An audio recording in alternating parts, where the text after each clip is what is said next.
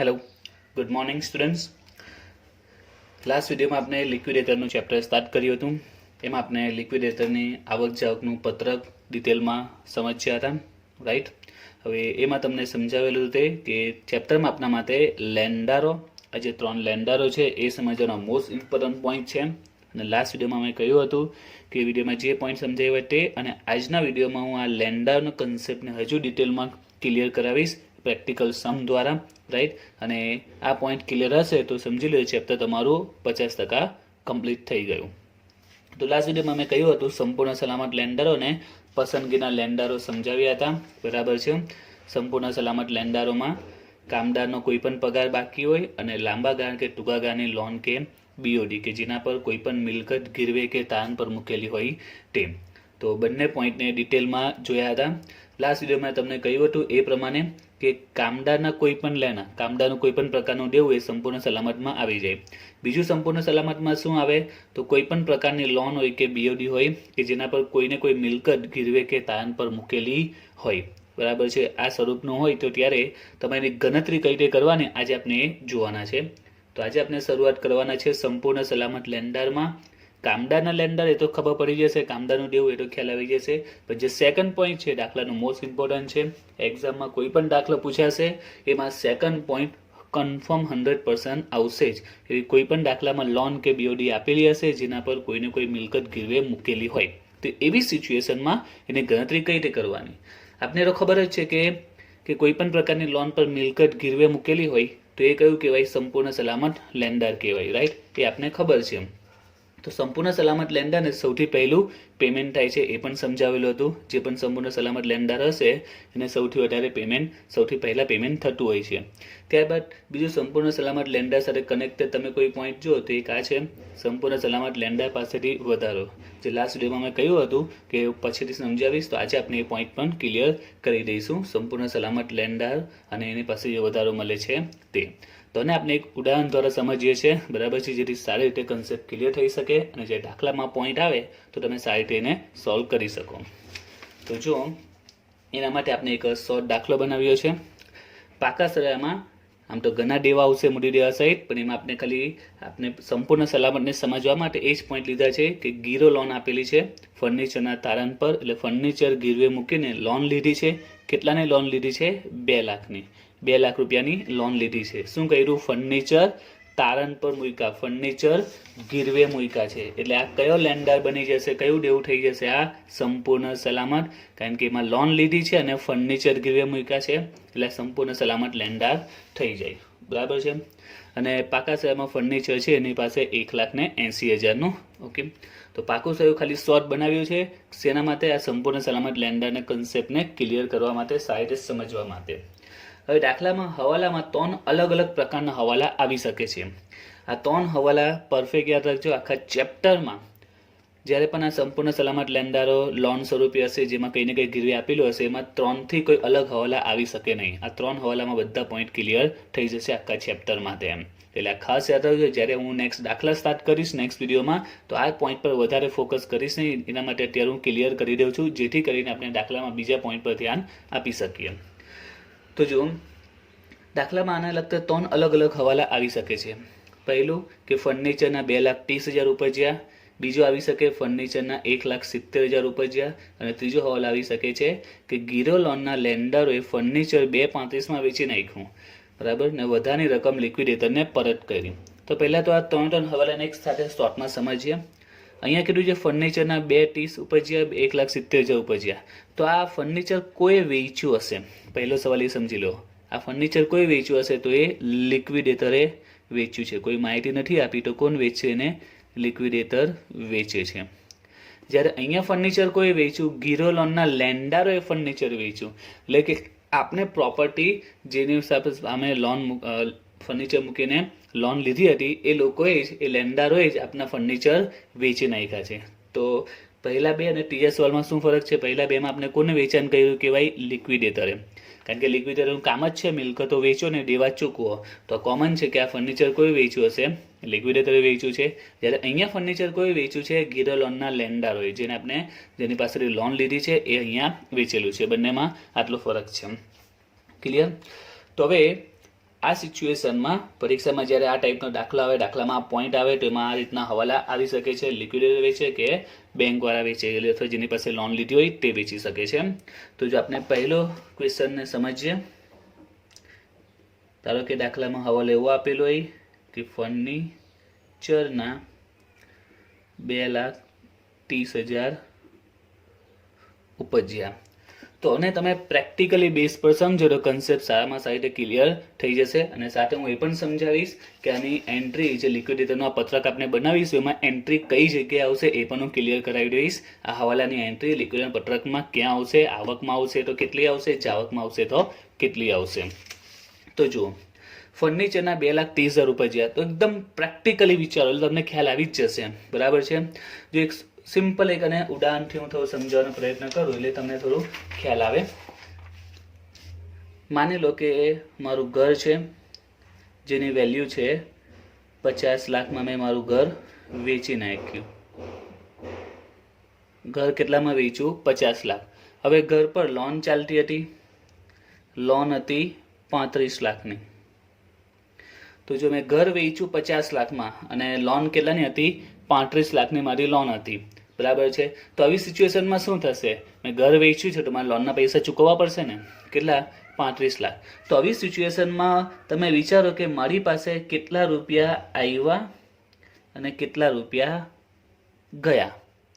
તો 50 લાખમાં ઘર વેચ્યું એટલે મારી પાસે કેટલા રૂપિયા આવ્યા?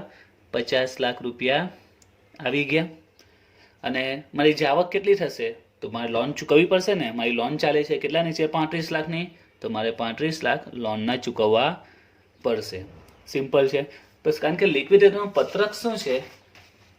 આવક જાવક. તમારે આ વિચારવાનું છે કેટલી આવક થઈ ને કેટલી જાવક થઈ. રાઈટ? બસ એટલા પર તમારે ફોકસ કરવાનું છે.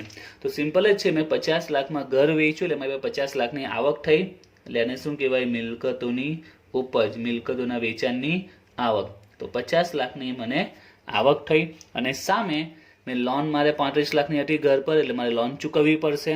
તો અહીંયા લોનને આપણે ચૂકવી દીધી. અને આ લોન કેવી કહેવાય? સંપૂર્ણ સલામતમાં આવે. કેમ? કારણ કે એની પાસે ઘરના પેપર છે. બરાબર છે. ઘર ગીરવે મૂકીને મેં લોન લીધેલી છે એટલે આ સંપૂર્ણ સલામત લેણદારોમાં જાય. એમ પણ શરૂઆતમાં સમજાયું છે, લાસ્ટ સુધીમાં બી સમજાયું હતું કે કોઈ પણ પ્રકારની લોન પર કોઈ પ્રોપર્ટી ગીરવે હોય તો એ કેવા કહેવાય? સંપૂર્ણ સલામત લેણદારોમાં. તો આની એન્ટ્રી તમે જો, તમે લિક્વિડેટરનું પત્રક બનાવો તો એન્ટ્રી કા આવી જાય? આને અત્યારે ખબર પડી જાય કે ઘર વેચ્યું 50 લાખમાં એટલે 50 લાખની આવક થઈ. તો એ કેમાં આવશે? આ મિલકતોની ઉપજમાં. બધી મિલકતો વેચીએ તે. અને આપણે પેમેન્ટ કર્યું છે 35 લાખના લોનના ચૂકવવાના છે. અને આ લોન કેવી છે? સંપૂર્ણ સલામત છે. તો પહેલું સ્ટેપ છે સંપૂર્ણ સલામત લેન્ડર. એમાં એન્ટ્રી કેટલી આવશે? 35 લાખની. ક્લિયર થઈ ગઈ? બસ આપણે જે દાખલો છે એમાં સેમ ટુ સેમ આ જ કામ આપણે કરવાનું છે. જો અહીંયા ફર્નિચરના કેટલા ઉપજ્યા? 2,30,000. અને લોન કેટલાની છે? લોન કેટલાની છે? 2 લાખની. તો આનો એન્ટ્રી તમને આઈડિયા આવી જશે. જો આપણે લિક્વિડેટરનું પત્રક બનાવીએ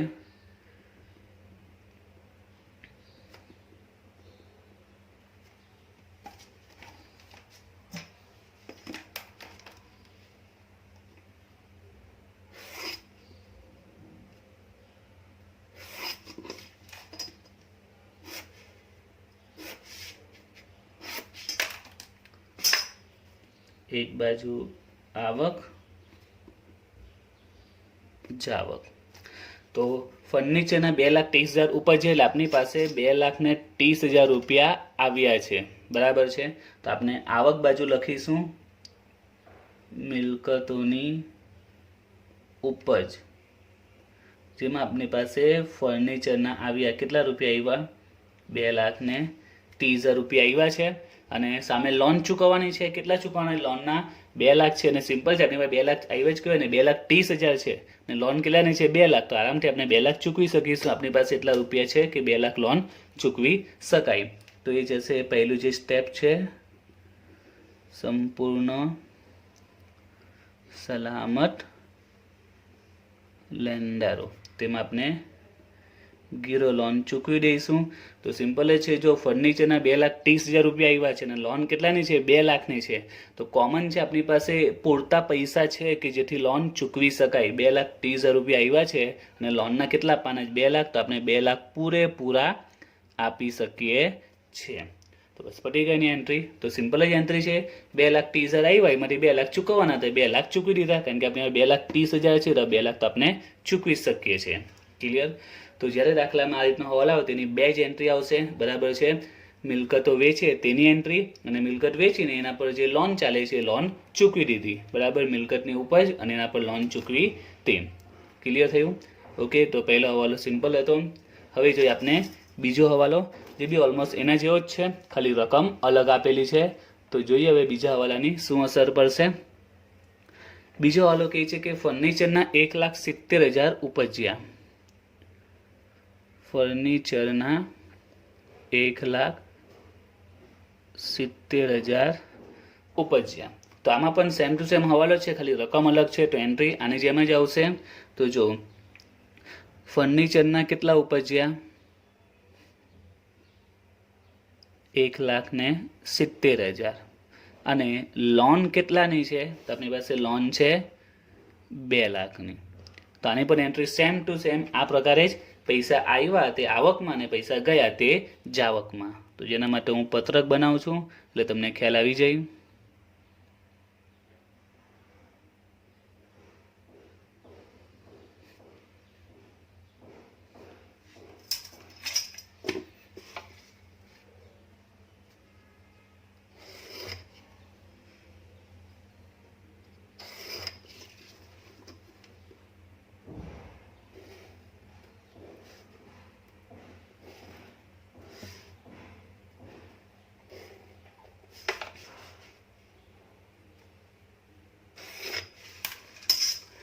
જો એમાં આવકમાં તો સૌથી પહેલાં આપણી પાસે આવક કેટલી થઈ?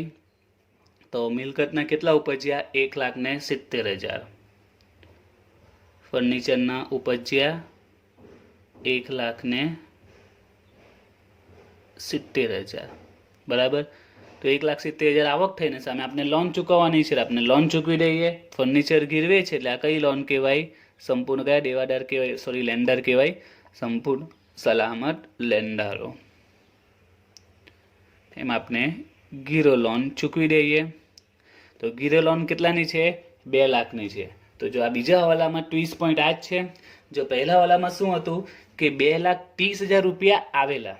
બરાબર, મિલકત વેચતા કેટલા મળેલા? 2,30,000 અને લોન કેટલાની હતી?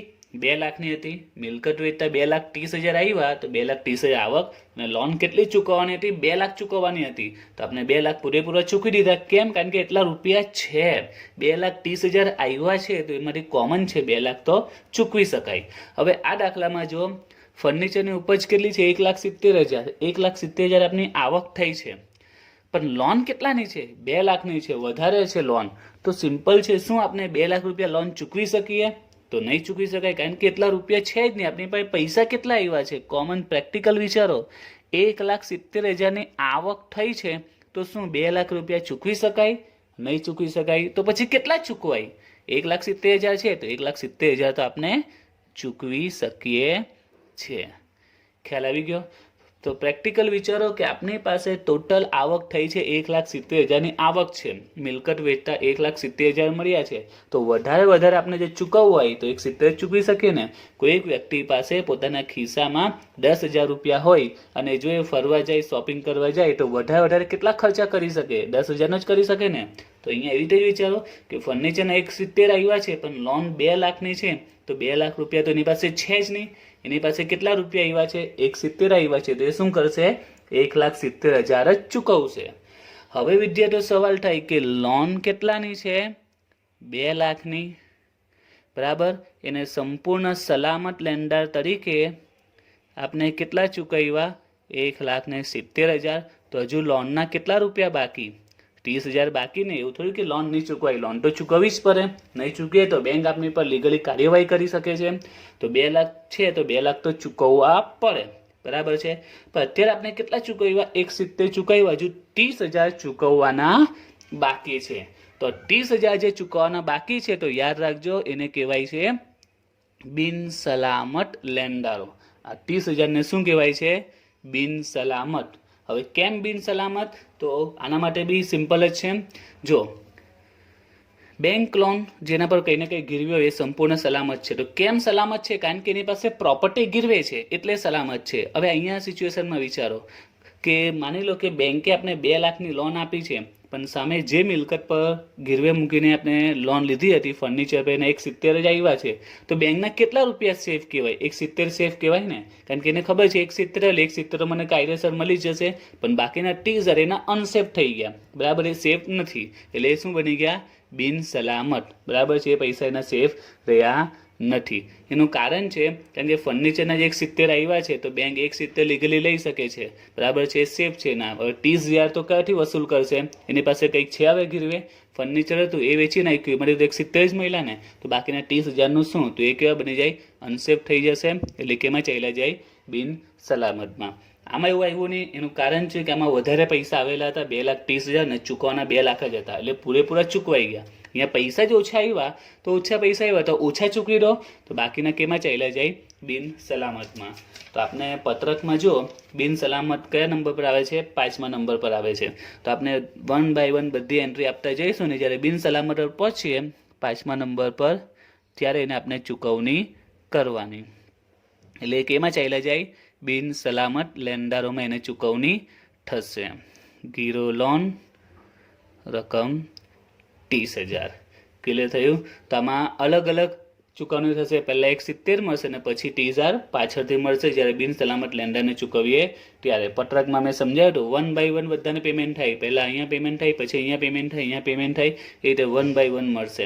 એટલે બેંકને પોતાના 1,70,000 મળી જશે, બાકીના 30,000 એ થોડા સમય પછી મળશે. એટલે કે બિન સલામત લેણદારનો વાર આવશે પેમેન્ટ કરવાનો, ત્યારે એને બાકીના 30,000 મળશે. ક્લિયર થયું? તો ફર્નિચરની ઉપજ આ રીતે આપેલી હોય, બરાબર છે, તો એમાં 2 સિચ્યુએશન આ રીતે આવી શકે છે. કાં તો 2 એન્ટ્રી આવે, કાં તો કેટલી એન્ટ્રી આવે? 3 એન્ટ્રી આવશે. એમાં પહેલી 2 તો કન્ફર્મ જ છે, એક આવક અને એક જાવક. જો પૈસા ઓછા પડી જાય, પૈસા ઓછા આવ્યા હોય તો એક ત્રીજી એન્ટ્રી આવી જાય, એ બિન સલામતમાં ચાલી જાય બાકીની ચૂકવણી. ક્લિયર થયો?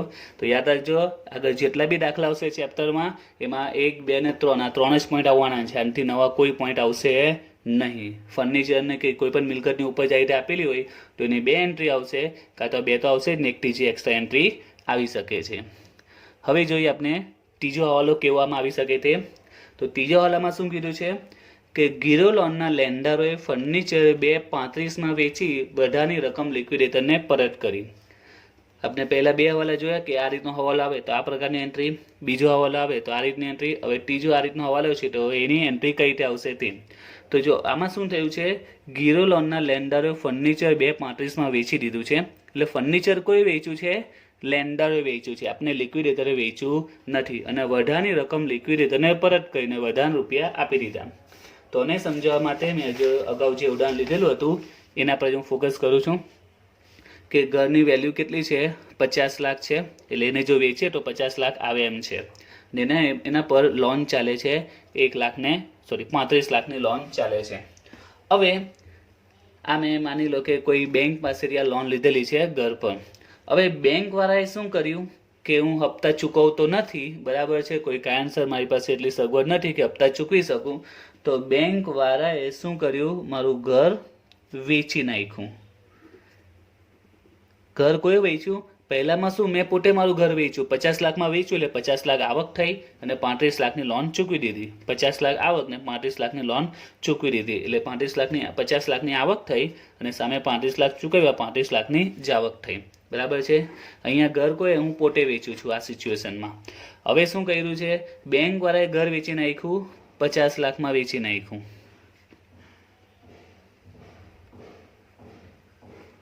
બરાબર, 50 લાખમાં વેચી નાખ્યું. હવે એ લોકોની લોન કેટલી હતી?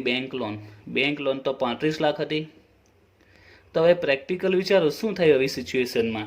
જો બેંક પોતે આપનું ઘર વેચી નાખે 50 લાખમાં અને એમની લોન છે 35 લાખ, તો બેંક હવે શું કરશે? તો એક પોઈન્ટ વિચારો કે 50 લાખની તો આવક થઈ. કોની આવક થઈ? મારી આવક નહીં થઈ. 50 લાખ રૂપિયા કોની પાસે આવશે? બેંકવાળા પાસે આવશે, બરાબર. 50 લાખ રૂપિયા કોને મળશે? બેંકને મળશે. અને હવે બેંકને લોન કેટલાની હતી? 35 લાખની હતી. તો કોમન પોઈન્ટ છે કે 50 લાખ રૂપિયા બેંક પાસે આવક થઈ, બરાબર, ઘર વેચતા, અને એમાંથી પોતાની લોન કેટલાની છે બેંકની? 35 લાખની. તો બેંક પાસે કેટલા રૂપિયા વધારાના છે? હજુ 15 લાખ વધારાના છે. તો 15 લાખ શું બેંકના કહેવાય? ના, આ વધારાની રકમ મારી કહેવાય. તો બેંકે કાયદેસર મને આ 15 લાખ રૂપિયા પાછા આપવા પડે. બેંક વધારે પૈસા લઈ નહીં શકે. એ પોતાના લીગલી જે પૈસા નીકળતા હોય, 35 લાખ લોન પ્લસ એની જે પણ એક્સપેન્સ થયા હોય વગેરે, એ બધાએ કવર કરી શકે છે. પણ જે પૈસા વધે ને એ પૈસા બેંકે મને પાછા આપવા પડે, બરાબર છે. જો બેંક મકાન વેચે તો, બેંક મિલકત વેચે તો એવી સિચ્યુએશનમાં બેંક શું કરશે? એની પાસે 50 લાખ રૂપિયા આવશે, એમાંથી એ પોતાના લોનના 35 લાખ કાપી નાખશે, અને બાકીના 15 લાખ શું કરશે? એને મને આપવા પડશે. બેંકે મને પાછા 15 લાખ રિટર્ન કરવા પડશે. હવે જો આવી સિચ્યુએશનમાં હું તમને કહું કે મારી પાસે કેટલી આવક થઈ અને કેટલી જાવક થઈ, તો જો વિચારો, 50 લાખમાં મકાન વેચાયું. શું 50 લાખ મારી પાસે આવ્યા છે? મારી પાસે શું 50 લાખની મને આવક થઈ છે? તો ના, મારી પાસે 50 લાખ આવ્યા નથી. 50 લાખ કોની પાસે આવ્યા છે? બેંકવાળા પાસે. બેંકે વેચ્યું છે. જે પણ પાર્ટીએ મકાન લીધું હશે, 50 લાખ કોને આપશે? બેંકને આપશે. લોન છે 35 લાખ. તો શું મેં 35 લાખ રૂપિયા ચૂકવ્યા છે? તો ના, એ ચૂકવ્યા જ નથી. બેંક પાસે જે 50 લાખ હતા એમાંથી પોતાના 35 લાખ બેંકે જાતે જ લઈ લીધા છે. મારે 35 લાખ ચૂકવવાના નથી. તો પછી મારી આવક જાવક કેટલી? તો ફક્ત એક જ થઈ છે. બેંક શું કરશે? આ વધારાના પૈસા મને આપી દેશે. કેટલા? 15 લાખ મને આપી દેશે. એટલે મારી પાસે આવક કેટલી આવશે? ફક્ત 15 લાખ. નહીં મારી પાસે બેંક ઘર વેચવાના 50 લાખ આવશે, ના અહીં મારે 35 લાખ ચૂકવવાના આવશે. મને ફક્ત સીધા કેટલા મળી જશે? આ 15 લાખ રૂપિયા મળી જશે. ખ્યાલ આવ્યો? એટલે કે જો પ્રોપર્ટી જે બેંકવાળો કે જે લેન્ડરો વેચે, તો એવી સિચ્યુએશનમાં એક જ ઇફેક્ટ આવે, વધારાના પૈસા મને મળી જાય. વધારાના કેટલા છે? 15 લાખ. 15 લાખ મને મળી જશે. આ એક જ એન્ટ્રી આવે. જ્યારે જે તે પ્રોપર્ટી જે તે લેન્ડર કે બેંકવાળો વેચે ત્યારે એક જ એન્ટ્રી કે મને આવક થાય તે. તો આપણા દાખલામાં જે ત્રીજો હવાલો છે તે સેમ ટુ સેમ જ છે. જો દાખલામાં હવાલામાં આવો પોઈન્ટ આપ્યો હોય કે ગીરો લોનના લેન્ડરે ફર્નિચર 2.35માં વેચ્યું. ગીરો લોનના લેન્ડરોએ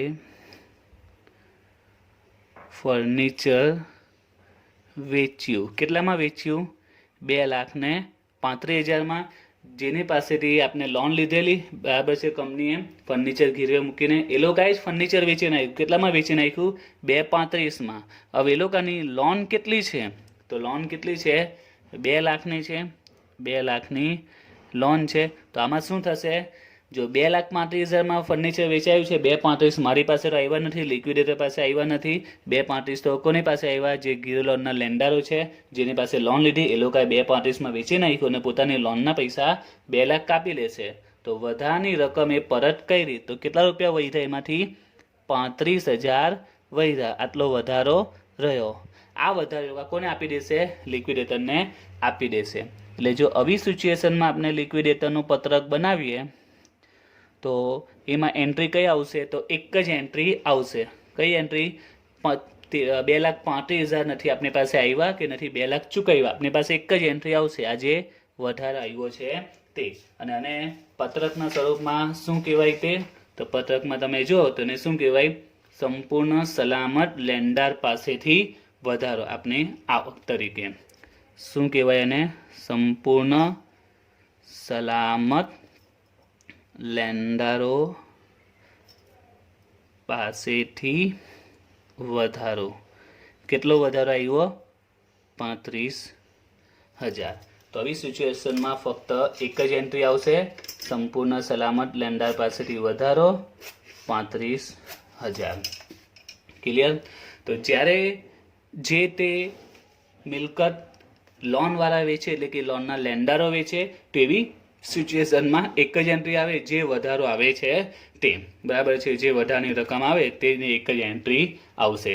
જો આપણે પોતે વેચીએ, ખાલી એમ કહે કે ફર્નિચર વેચ્યું, મિલકત વેચી, તો બે એન્ટ્રી, એક તો આપણે વેચ્યું તેની અને લોન ચૂકવીએ તેની. અહીંયા પણ વેચ્યું તેની અને લોન ચૂકવીએ તેની. અને જો પૈસા ઓછા પડે, ઘટે, તો એ બિનસલામતમાં ચાલી જાય, લઈને એક એક્સ્ટ્રા એન્ટ્રી આવી જાય. પરંતુ જો તે લોનના લેન્ડર જ મિલકત વેચી નાખે, તો એ લોકો શું કરશે? મિલકત વેચતા જે પૈસા આવ્યા હશે એમાંથી પોતાના લોનના પૈસા કાપી નાખશે અને વધારાની રકમ આપને આપી દેશે. ત્યારે એક જ એન્ટ્રી આવે કે આપણી પાસે 35,000નો જે વધારો આવ્યો છે તે. ક્લિયર થયું? ઓકે. તો હવે આપણે જોઈએ પ્રેફરન્શિયલ લેન્ડર વિશે. સંપૂર્ણ સલામતનું ક્લિયર થઈ ગયું. કામદારનું સ્પષ્ટ આપી દેશે. કોઈ પણ દેવું હશે કામદારનું, કોઈ પણ લેનું હશે, તે આપણે લાંબા ગાળા ટુવરની લોન બીઓડી એ સમજાવી દીધું. હવે પ્રેફરન્શિયલ પર આવીએ. તો લાસ્ટ વિડીયોમાં કહ્યું હતું કે એ ટોટલ 5 આવે છે. એમાં આપણે જે સેકન્ડ પોઈન્ટ છે કર્મચારીનો પગાર, એની ગણતરી થોડી સમજવાની છે. એ સિવાય બાકીના જે પોઈન્ટ છે એમાં તો દાખલામાં જોશો એટલે ખ્યાલ આવી જશે. તો સેકન્ડ પોઈન્ટ જે કર્મચારીનો પગાર છે એમાં નિયમ છે 4 માસ અથવા ખરેખર અથવા 20,000 પૈકી જે ઓછા હોય તે. તો એ પોઈન્ટ આપણે સમજવાનો છે. 4 માસ, ખરેખર અથવા 20,000 પૈકી જે ઓછા હોય તે. તો એ પોઈન્ટને આપણે સમજીએ. તો એને પણ આપણે એક દાખલાની રકમ દ્વારા સમજીએ એટલે સારી રીતે કન્સેપ્ટ એનો ક્લિયર થઈ શકે છે. જો માની લો કે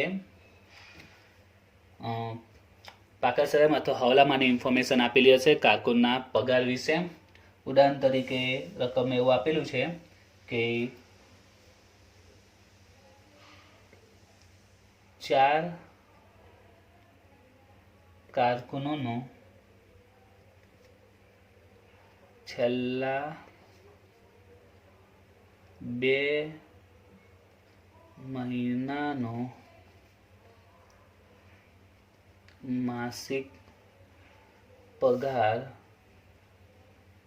દરેકના 8,000 લેખે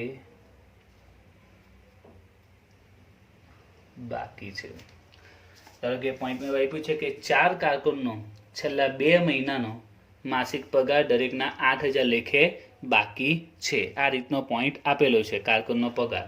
તો કારકુન કે કર્મચારીનો પગાર એ પ્રેફરન્શિયલ લેન્ડરમાં આવી જાય. તો જ્યારે પણ આવી રીતના કર્મચારીનો પગાર, કારકુનનો પગાર આપેલો હોય તો તમારે આ સ્ટેપને ફોલો કરવા પડે. 4 માસ, ખરેખર અથવા 20,000 પૈકી જે ઓછા હોય તે. આપણે સ્ટેપ લખીએ. 4 માસનો પગાર, જે ખરેખર પગાર છે તે, અને ત્રીજું 20,000. આ 3 પૈકી જે ઓછા હોય તે શું કહેવાય? પસંદગીના લેન્ડરો કે પ્રેફરન્શિયલ લેન્ડરો. તો આમાં આપણે 4 માસનો શોધવાનો, ખરેખર શોધવાનો અને 20,000. તો 4 માસનો શોધીએ તો મહિનાનો કેટલો બાકી છે? મહિનાનો દરેકના 8,000, દરેકના એટલે 4 ના મહિનાના 8,000 છે, એવા 2 મહિનાનો બાકી છે. તો 4 માસ કીધું, 4 માસનો શોધીએ તો મહિનાનો 8,000 ગુણ્યા 4 એટલે 8 ચોક 32,000. ખરેખર, તો ખરેખર કેટલો બાકી છે? તો ખરેખર 2 મહિનાનો બાકી છે. તો 8,000 ગુણ્યા 2 તો 8 દુ 16,000 અને ત્રીજા જે 20,000 છે એમના એમ. હવે 3 પૈકી કઈ રકમ લેવાય? 3 પૈકી જે ઓછી હોય તે. તો ત્રણેયમાં ઓછી કઈ છે? 16,000 છે. ત્રણેયમાં ઓછી કઈ છે? 16,000. તો આપણે એમ કહી શકીએ કે પસંદગીના લેન્ડરો આમાં કેટલા કહેવાશે? કર્મચારીમાં, લેન્ડરોમાં કર્મચારીનો પગાર કેટલો આવશે? 16,000 આવશે. ક્લિયર થઈ ગયું? તો સિમ્પલ જ છે. શું કરવાનું તે તમારે કે મહિનાનો પગાર આપેલો છે, મહિનાનો કેટલો છે? 8,000 છે, ને એવો 2 મહિનાનો બાકી છે. તો આપણે સ્ટેપ ફોલો કર્યું. પહેલા 4 માસનો શોધો, પછી ખરેખર શોધો, અને ત્રીજી સ્ટેપ છે 20,000. તો 4 માસનો કરીએ તો 8,000 મહિનાનો છે, તો 8 ચોક 32,000. ખરેખર જોઈએ તો ખરેખર 2 મહિનાનો બાકી છે, તો 8,000 ગુણ્યા 2 8 દુ 16,000 અને ત્રીજું 20,000. 3માંથી કઈ લેવાની? જે ઓછી હોય તે. બરાબર છે, જે ઓછી હોય તે. તો ઓછી કેટલી છે? 16,000. તો પસંદગીના લેન્ડરમાં વાત કરીએ તો કર્મચારીનો પગાર આવશે કેટલા? 16,000 આવશે. પરંતુ એક પોઈન્ટ તમારે યાદ રાખવાનું છે, આ જે ગણતરી છે તે આ એક કર્મચારીની છે. આ ગણતરી કોની છે? એક કર્મચારીની છે. આમ પણ આપણે જે 8,000 લીધા છે તે એક કર્મચારીના 8,000 બાકી છે. તો હવે આપણે કેટલા કર્મચારી છે? 4 કર્મચારી છે. કેટલા છે? 4. તો એક કર્મચારીનો કેટલો આવ્યો? 16 આવ્યો. એવા આપણા કેટલા કર્મચારીઓ છે? 4 કર્મચારીઓ છે. તો 16,000 ગુણ્યા 4, તો કર્મચારી, તો 16 ચોક ટોટલ કેટલો આવશે? 64,000. તો યાદ રાખજો, આ જે સ્ટેપ છે 4 માસનું લેવાનું, ખરેખર લેવાનું, એ કેટલા કર્મચારીનું? એક કર્મચારીનું તમારે લેવાનું. એટલે કે 4 માસનો જે પગાર છે તો એક કર્મચારીનો કેટલો થાય 4 માસનો? તો દરેકના 8,000 છે, બધાના મહિનાના 8,000 જ છે. તો 8,000 ગુણ્યા 4 એટલે 4 માસના 32,000 મળી ગયા. અને ખરેખર અને 20,000. બીજું ઉદાહરણ લઈએ આપણે. માની લઈએ કે 2 કારકુનોનો છેલ્લા 5 માસનો બાકી પગાર 1,60,000. તો આપણે સ્ટેપ ફોલો કરીએ. 4 માસ, ખરેખર અને 20,000. તો આપણે 4 માસનો શોધીએ. તો 4 માસના કેટલા થાય? તેના માટે આપણે 1 મહિનાનો પગાર ખબર હોવી જોઈએ. અહીંયા તો આપેલું હતું કે માસિક પગાર દરેકના 8,000. અહીંયા તો દરેકનો મહિનાનો 8,000 પગાર આપી દીધો હતો. આમાં આપ્યો નથી. આમાં કુલ રકમ આપી દીધી છે કે 2 કારકુન છે, દરેકનો 5 મહિનાનો કેટલો પગાર બાકી છે? 5 મહિનાનો ટોટલ 1,60,000. તો આપણે મહિનાનો પગાર શોધવો પડશે. તો જુઓ, 1,60,000 એ 5 મહિનાનો છે, બરાબર છે. 5 માસનો પગાર કેટલા કારકુનોનો છે? 2 કારકુનોનો. 1,60,000 આપેલો છે. 2 કારકુનનો 5 મહિનાનો પગાર 1,60 છે. તો આપણે માસિક પગાર શોધીએ, એટલે કે મહિનાનો, તો 1,60,000 ભાગ્યા કેટલા કરીશું? 5 કરીએ તો કેટલા આવશે? 32,000 આવશે. તો મહિનાનો પગાર મળી ગયો. 5 મહિનાનો 16,000 છે, તો ભાગ્યા 5 કરો, ભાગ્યા 5 માસ કરો, તો મહિનાનો કેટલો આવ્યો? 32,000 આવશે. હવે આ જે 32,000 આવ્યો છે તે બંને કારકુનનો ભેગો છે, કારણ કે 2 કારકુનોનો 1,60,000 જે હતા એ બંને કારકુનના હતા. તો 1,60 પરથી આપણે 32 મળ્યા, પણ 2 કારકુનનો છે. આ જે પગાર આવ્યો છે માસિક પગાર એ 2 કારકુનોનો છે. તો આપણે એક કારકુનનો પગાર શોધવો હોય, એક કારકુનનો માસિક પગાર, તો એક કારકુનનો કેટલો આવશે? 32,000 ભાગ્યા 2 કારકુન છે એટલે કેટલા આવશે? 16,000. એક કારકુનનો મહિનાનો પગાર કેટલો? 16,000 થશે. ફરીથી જો, અહીંયા 2 કારકુનોનો 5 મહિનાનો પગાર 1,60 છે, એટલે 1,60માં બંને કારકુનની સેલેરી એડ છે. 1,60માં બંનેની સેલેરી એડ છે 5 મહિનાની. તો આપણે 1,60 ભાગ્યા 5 કર્યું તો 32,000 મળ્યો, બરાબર. એ મહિનાનો પગાર મળી ગયો, પણ એ બંને કારકુનોનો છે એટલે ભાગ્યા 2 કરો એટલે એક કારકુનનો મહિનાનો પગાર કેટલો થાય? 16,000 થાય. ક્લિયર? હવે આપણે સ્ટેપ કરીએ. તો મહિનાનો પગાર કેટલો છે? 16,000 ગુણ્યા 4, તો 16 ચોક 64,000. ત્યાં ભાઈ ખરેખર તો 16,000 ગુણ્યા ખરેખર કેટલો બાકી છે? ખરેખર તો 5 મહિનાનો બાકી છે, તો ગુણ્યા 5 માસ, તો 16 50 80. અને ત્રીજું કયું છે? 20,000. તો 3 માંથી કઈ રકમ ધ્યાનમાં લેવાય? જે સૌથી ઓછી હોય તે. તો ઓછી કઈ છે? 20,000. બરાબર. બસ હવે આપણે લખી દઈએ. પસંદગીનો લેણદારો, તો એમાં આવશે કર્મચારીનો પગાર કે કારકુનનો પગાર. તો કેટલો આવે છે? 20,000. પણ આ ગણતરી મેં હમણાં જ કીધું તે આ કેટલા કર્મચારીની છે? એક કર્મચારી માટે આ નિયમો છે. આપણા કેટલા કર્મચારી, કેટલા કારકુન છે? 2 છે, એટલે ગુણ્યા 2 આપણે કરીએ તો કેટલો થશે? ટોટલ 40,000. ઓકે. બીજું આગળ આપણે ઉદાહરણ લઈએ અને વધારે એને સમજીએ.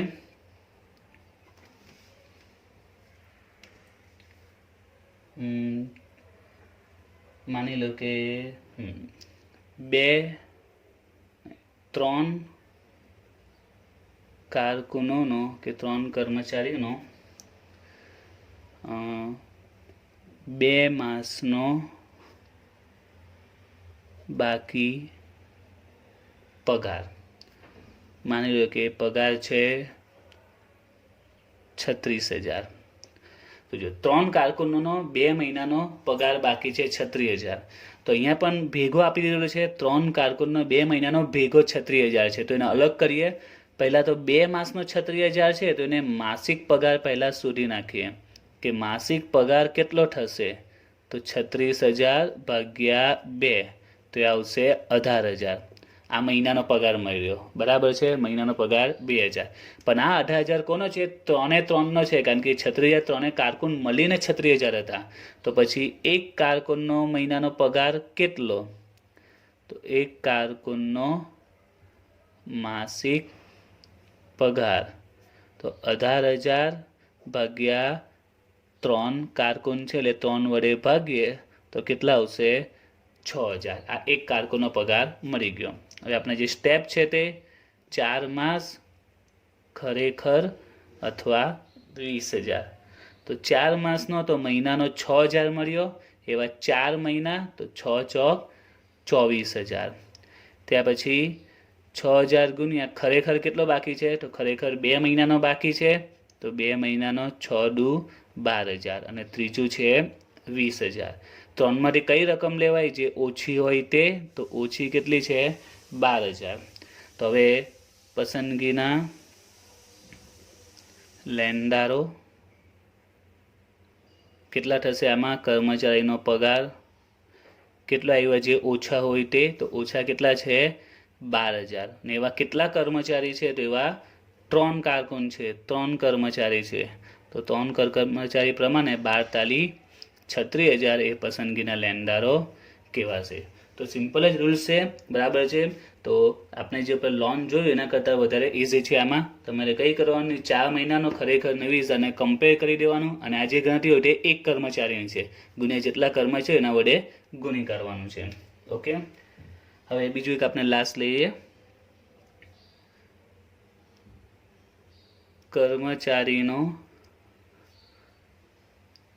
બાકી પગાર 10,000. હવે જો આમાં કર્મચારી કેટલા છે એવું કંઈ આપ્યું નથી, કેટલા મહિનાનો બાકી છે એવું પણ નહીં આપ્યું. તો હવે કરવાનું શું? તો આપણે જેમ સ્ટેપ છે સ્ટેપ ચાલુ કરો. 4 માસ, ખરેખર અને 20,000. તો સૌથી પહેલાં 4 માસ.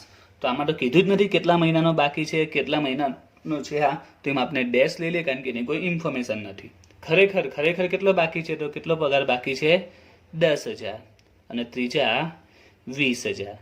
ખ્યાલ આવ્યો? એટલે જેની ઇન્ફોર્મેશન મળતી નહીં હોય તો ડેશ લ્યો. 4 માસનો નથી મળતો તો ડેશ માર્યો, કારણ કે અંદર મહિના આપ્યા જ નથી, કેટલા મહિનાનો બાકી છે તો આપણે ગણતરી કરી શકતા નથી. તો એમાં આપણે કંઈ ઇન્ફોર્મેશન નથી તો ડેશ લઈ લ્યો. ખરેખર કેટલો બાકી છે? 10,000 અને 20,000. તો ઓછા કયા છે? 10,000. તો ભાઈ પસંદગીના લેણદારો એમાં કર્મચારીનો પગાર કેટલો આવશે? જે ઓછા હોય તે, એટલે કે 10,000. હવે આમાં કોઈ કર્મચારી પણ નથી આપ્યા. 2 કે 3 જો આપેલા હતો એના વડે આપણે ગુણી કરવાનું. 2 કે 3 એ પણ આપ્યું નથી, એટલે આ જવાબ કહેવાશે. ઓકે.